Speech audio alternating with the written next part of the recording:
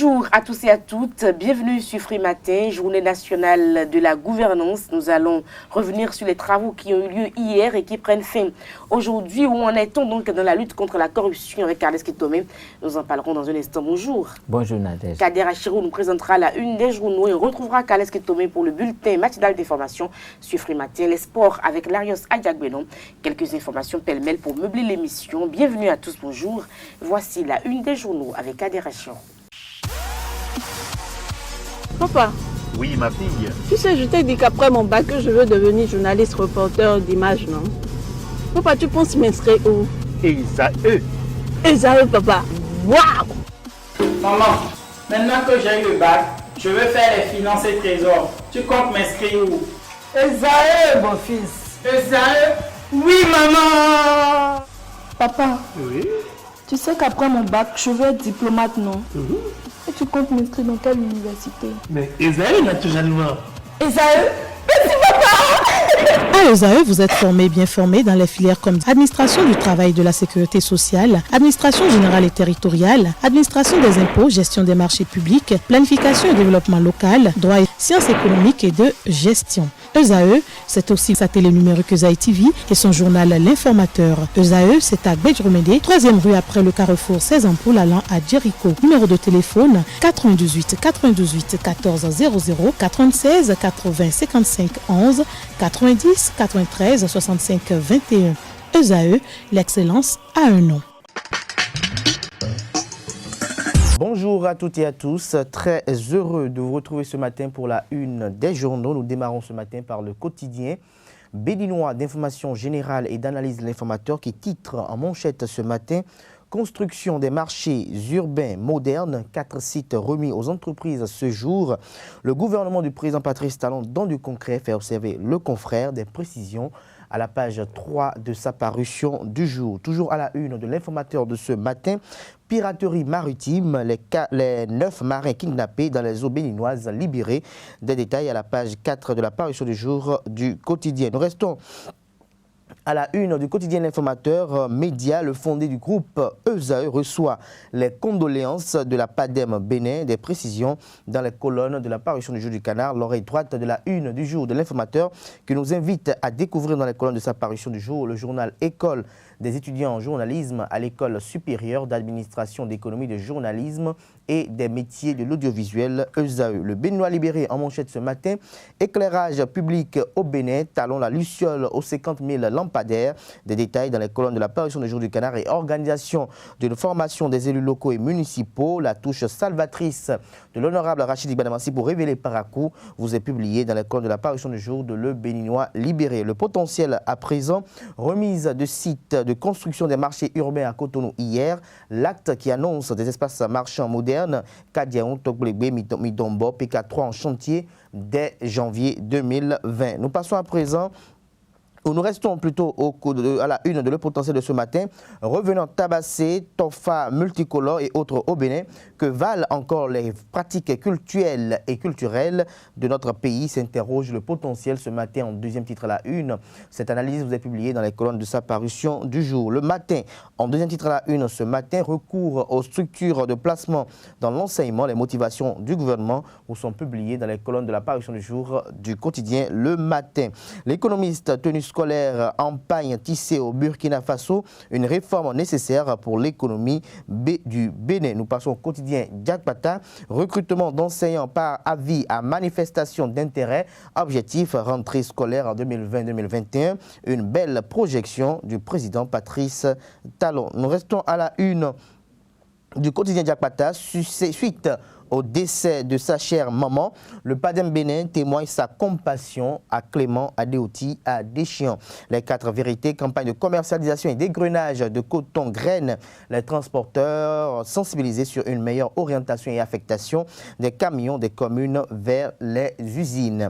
Nord-Sud quotidien, construction de marchés urbains à Cotonou, les sites remis, les édifices prêts dans 15 mois, des détails dans les colonnes de la parution du jour du Canard et piraterie maritime au Bénin, les 9 kidnappés dans les eaux libérées. Des précisions à la page 7 de la parution du jour de Le Télégramme.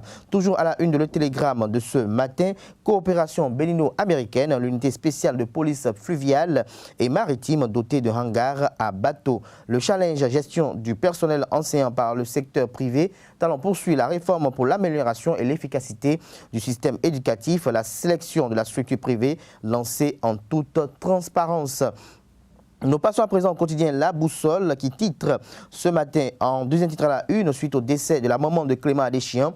La PADEM plutôt Bénin présente de vive voix ses condoléances aux fondés du groupe ESAE. La Nation, construction et modernisation de marché, 9 sites remis à l'entreprise chargée des travaux. Des précisions à la page 3 de la parution du jour du quotidien du service public de la Nation et toujours à la une du quotidien national d'information, 5e revue annuelle des réformes et politiques de l'UEMOA. Le Bénin affiche une mise en œuvre de 77,28%. Nous restons à la une du quotidien de service public La Nation. Malgré un enregistrement des naissances en hausse, un quart des enfants du monde reste invisible. Le confrère de la matinée, semaine porte ouverte de l'Association des assurances du Bénin. Une fin en apothéose pour la GAB SA. Nous passons à présent au quotidien La Presse du jour. Sélection de cabinet au profit du personnel enseignant, le gouvernement pour plus de promotion du métier de l'enseignant. Nous passons à présent au quotidien national, au quotidien béninois, le matinal, qui titre en manchette ce matin. Hommage à un ancien ministre de la République, Toussaint Tchitchi, le mécanicien du langage. Les témoignages de Nicéphore Dieudonné Soglo, Karim Draman et autres proches du disparu vous sont publiés aux pages 6 et 7 de la parution du jour de Le Matinal. Nous restons à la une de Le Matinal de ce matin. Gestion des enseignants non agents permanents de l'État et du primaire et du secondaire général par des cabinets. Le gouvernement dans l'anticipation, une mesure pour bien préparer la rentrée 2020-2021. Nous passons à présent au quotidien Le Meilleur. Optimisation de l'administration parlementaire sous la 8e législature, Louis-Yves Lavono pose les premiers pas pour une gouvernance de type nouveau. Nous restons à la une de Le Meilleur de ce matin, mise en œuvre des réformes politiques, projets et programmes commentaires. L'UEMOA salue la performance de 77,28% réalisée par le Bénin en 2021. Libération, construction et modernisation de 35 marchés urbains et régionaux du Bénin. Tout est fait prêt pour le démarrage des travaux. La remise des sites aux entreprises a démarré hier. Nous restons à la une de Libération pour mettre un terme à la une des journaux de ce matin. Campagne de commercialisation de coton 2019-2020. Les transporteurs invités à jouer pleinement leur partition. Les quotidiens béninois sont disponibles dans les kiosques au prix de 300 francs CFA. Vous les avez aussi et surtout en ligne. Nous passons à présent au bulletin matinal d'information avec Carles Kitomé. Amis internautes, bonjour et bienvenue au bulletin d'information de ce mercredi 11 décembre 2019.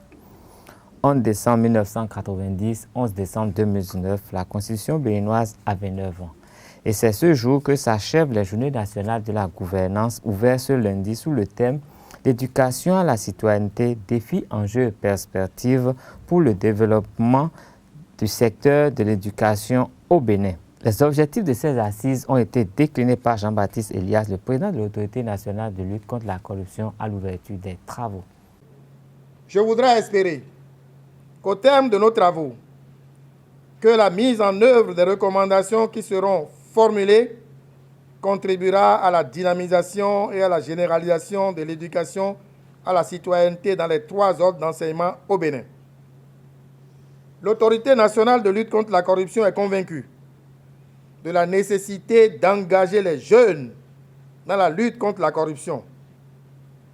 À cet effet, il convient de rappeler que l'année dernière, les manifestations officielles de la Journée nationale de lutte contre la corruption avaient porté sur le thème, citation, « Une jeunesse engagée dans la lutte contre la corruption au Bénin ». Fin de citation. C'est dans cette même perspective que l'Autorité nationale de lutte contre la corruption, en prélude à ces assises qui s'ouvrent ce jour, a organisé une vaste campagne de sensibilisation dans les collèges, lycées et entités universitaires des 77 communes du Bénin du 2 au 7 décembre 2019 sur le contenu de la loi anticorruption. Cette action a permis de toucher plus de 30 000 élèves, étudiants, enseignants et personnel administratif sur toute l'étendue du territoire national. C'est le lieu et l'occasion de témoigner toute la gratitude à la Banque mondiale qui, à travers le projet d'appui à la gestion des investissements publics et à la gouvernance PAGIP-G, nous apporte son soutien technique et financier pour la réalisation de ces activités pertinentes en faveur de la réduction du fléau de la corruption au Bénin. Je reste persuadé qu'avec toutes les personnalités ici réunies, les objectifs fixés seront pleinement atteints. C'est sur cette note d'espoir qu'en souhaitant plein succès à nos travaux, je déclare ouverts les travaux de la Journée nationale de gouvernance, édition 2019.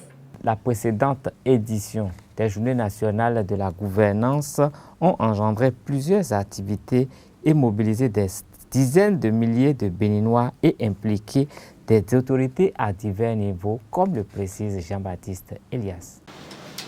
L'éducation civique constitue l'un des défis les plus importants auxquels l'humanité doit faire face de nos jours.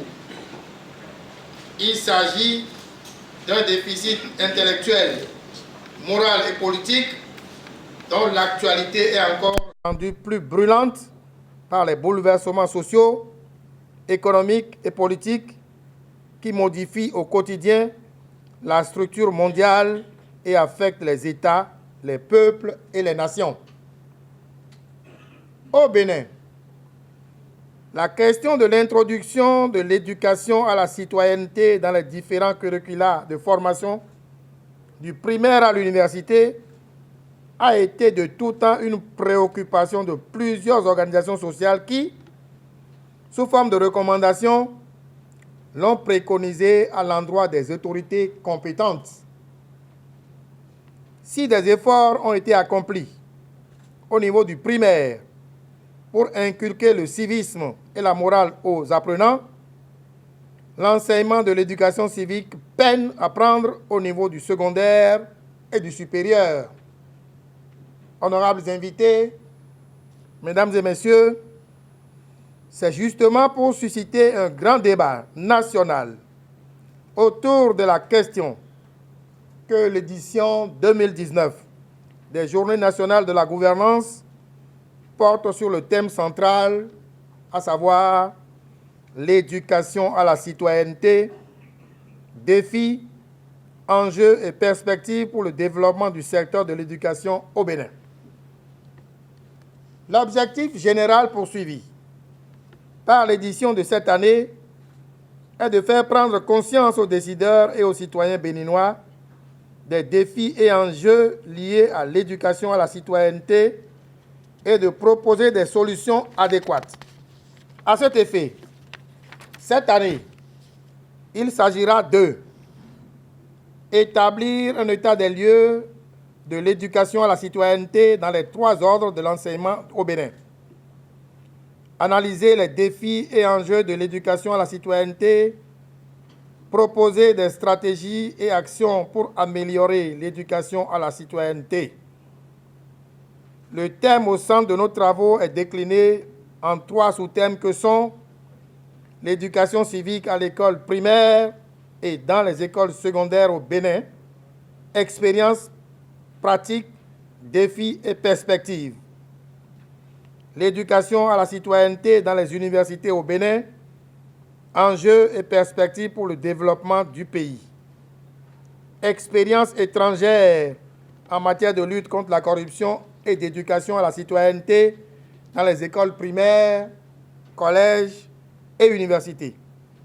L'Agence béninoise de cadre de vie et de développement du territoire et la mairie de Cotonou ont mis à la disposition de l'entreprise IBT chargée de la construction des marchés 4 sites ce lundi. Il s'agit des sites de PK3, de Tokulebe, de Midombo et de Kadjerou. Ainsi démarre la phase active du projet de construction et de modernisation des marchés du Bénin initié par le gouvernement béninois. 26 hommes travestis ont été arrêtés lors d'une fête d'anniversaire dans l'état de Kano, au nord du Nigeria, selon la police islamique. Le commandant adjoint Tassiou Ishak a déclaré que ces hommes qui étaient habillés en femmes ont été arrêtés dimanche. C'est une honte que des hommes et de bons citoyens puissent adopter un tel comportement et agir comme des femmes, a-t-il déclaré. Le commandant Ishak poursuit et dit qu'ils avaient mobilisé les jeunes sur les conséquences spirituelles de leurs actes et qu'ils seraient remis à leurs parents. Ce sera tout pour le bulletin de ce matin. Merci de votre fidélité. Pendant que la Constitution béninoise célèbre ses 29 ans, nous parlons donc de la bonne gouvernance, de la gouvernance. Où en est-on dans la lutte contre la corruption? Des travaux sont ouverts depuis hier et prennent fait aujourd'hui. Kales Kitome, on en parle un tout petit peu? Oui, tout à fait. Je pense que l'Autorité nationale de lutte contre la corruption a quand même eu une idée géniale d'organiser les journées nationales de la gouvernance qui prennent fin ce jour 11 décembre 2019. Et le thème de cette année aussi est un thème évocateur dans la mesure où un célèbre écrivain a écrit que l'enfant est le père de l'homme. Et donc, c'est l'enfant qui devient le papa, c'est l'enfant qui prend plus tard la direction. Et le devenir de l'enfant dépend, le devenir de papa dépend de ce que l'enfant a été, des valeurs qui ont été inculquées à cet enfant et la façon dont cet enfant l'a porté. Et pour vraiment prouver qu'il faut bien former les enfants pour que demain nous puissions espérer que la corruption puisse reculer, sinon disparaître, les organisateurs de cette journée nationale de la gouvernance ont trouvé un thème qui s'adapte bien à cette situation, qui est intitulé ainsi: l'éducation à la citoyenneté, défis, enjeux et perspectives pour le développement du secteur de l'éducation au Bénin. Donc la formule est toute trouvée, il faut partir de l'éducation, inculquer les bonnes valeurs à ceux-là qui seront les cadres de demain, parce qu'en suivant un peu les travaux, je crois qu'il y a une personne qui, pour poser une question, a déclaré clairement que tout ce temps qu'ils étaient dans la salle, sinon même au Bénin, que nous nous connaissons, et nous savons comment nous faisons fortune ou comment nous chutons. Elle n'a pas oublié de dire que tous nous voyons des cadres qui sont nommés au Trésor, au ministère des Finances ou à des postes ministériels et qui au bout de quelques petites années ont des appartements au Bénin et en France et un peu partout et qui ont des appartements dans les Hexagones pour chacun de leurs enfants. Et tout le monde sait que quel que soit ce qu'il aurait gagné, il n'aurait pas été en mesure d'acheter même un seul appartement en France pendant tout le temps qu'il a été à ce poste. Donc, c'est parce que nous faisons preuve d'une certaine hypocrisie que nous ne parlons pas et que nous laissons les choses se faire. Et donc, cette personne a estimé quand même que si les enfants sont bien éduqués, si les enfants sont au fait des conséquences de ce genre d'activité, que les enfants de demain ne seront pas aussi corrompus que les adultes d'aujourd'hui. Et donc, c'est pour vraiment former ces enfants de cette façon que l'Autorité nationale de lutte contre la corruption et d'autres associations ont plaidé pour que l'éducation à la citoyenneté soit ancrée dans les programmes de formation aux divers ordres d'enseignement. Et le constat à ce jour, c'est que c'est seulement au primaire que cette notion a été vraiment mise en pratique. C'est seulement au primaire que l'éducation à la citoyenneté est entrée dans les programmes d'éducation.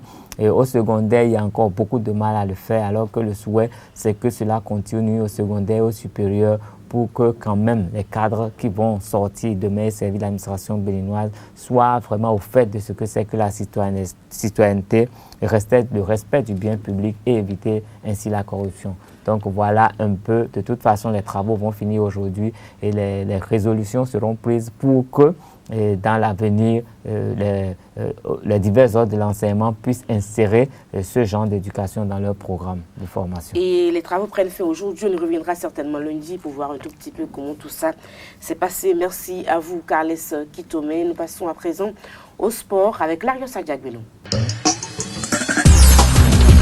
Bonjour amis internautes, Ezaïe Football Club se déplace à Saint-Louis Stadium de Craqué pour affronter les Craqué Boys, l'Union sportive de Sémé-Craqué, pour le compte du match en retard de la 7e journée de la Vitalor Ligue 1. L'enjeu de cette rencontre, c'est la reconquête du fauteuil du championnat national de première division 2019-2020. Le Ezaïe Football Club dispose actuellement d'un compteur de 13 points à une unité de l'actuel leader Aïma FC d'Adjara qui compte 14 points plus 6. Les Craquet Boys, quant à eux, sortent de 2 lourdes défaites, 4-2 face à l'association sportive du Port Autonome de Cotonou, ASPAC, et contre Énergie, 3-0, 7 buts encaissés contre 2 marqués pour le compte des protégés du président Magloire Oké. Et Ezaïe Football Club en championnat cette saison a aligné lors de ses 3 dernières sorties 3 succès sur le score étriqué d'1-0, alors que sur le continent, Ezaïe a essuyé 2 revers lors des 2 premières journées de la Coupe de la Confédération Total CAF 2019-2020. Ce match peut servir de cadre aux protégés de l'entraîneur Richard Biot pour se relancer et se faire un peu plus de confiance avant la 9e journée qui va se dérouler ce samedi contre l'association sportive du Port Autonome de Cotonou. C'est un choc à venir. Et pour finir cette page sport, nous allons faire un retour sur ce match du dimanche dernier au stade Charles de Gaulle de Porto-Novo entre Ezaïe Football Club et DCMP Daring Club Motema Pembe de la République démocratique du Congo, défaite des poulains de Richard Biot 2-0. Mais que compte-t-il faire le coach d'Ezaïe pour que l'équipe retrouve renoue avec le succès? Suivons-le. Je vais commencer par répondre à la première question. Une chose est sûre, nous sommes dans une compétition où on a encore des matchs à jouer. Moi, je vous promets le meilleur. Il n'est pas dit que nous allons toujours perdre nos matchs. Non, nous avons fait 2 sorties, 2 matchs, 2 défaites, mais la suite est prometteuse. Une chose est sûre, nous allons prendre les matchs les uns après les autres. Et je crois que nous allons montrer un autre visage. Ce sera tout pour la page sport du Free Matin de ce jour. Merci et excellente journée à vous. C'est sur cette note sportive que se referme Free Matin de ce jour. Merci à tous et à toutes pour l'attention. Portez-vous bien. On se retrouve demain. On sera le jeudi 12 décembre de l'an 2019.